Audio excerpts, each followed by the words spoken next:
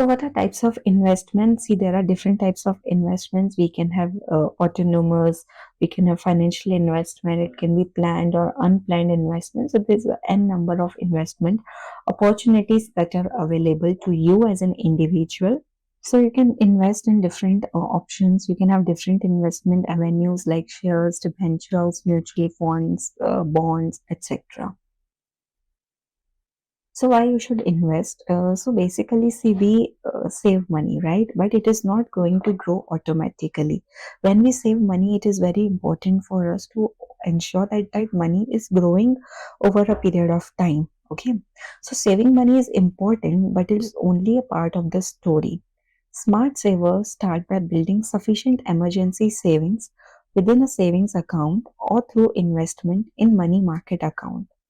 But after building 3 to 6 months of easy to access saving, investing in the financial markets offer many potential advantages. So investing is an effective way to put your money to work and potentially build some wealth. Smart investing may allow your money to outpace the inflation and increase in value. The greater growth potential of investing is primarily due to the power of compounding and the risk return trade off.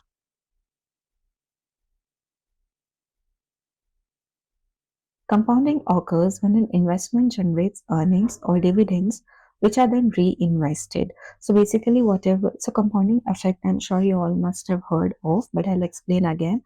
Whenever whatever income you are generating on the investment, you are again reinvesting it, which helps you in earning interest on interest. So power of compounding is very strong and it helps you in generating maximum returns on your investments. These earnings or dividends then generate their own earnings. So, in other words, compounding is when your investments generate earnings from previous earnings. If you invest in a dividend paying stock, for example, you might consider taking advantage of the potential power of compounding by choosing to reinvest the dividends. Investing in stocks, for example, has the potential to provide higher returns.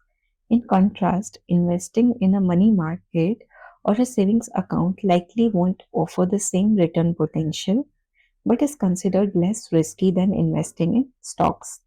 The amount of risk you carry depends on your appetite or tolerance for risk.